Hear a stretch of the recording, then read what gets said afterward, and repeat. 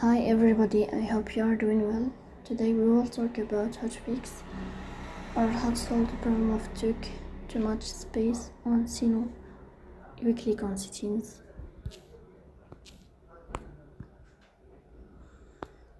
Here we click on apps, default apps, app settings.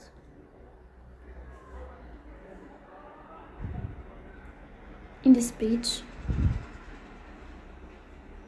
you will click on Suno app.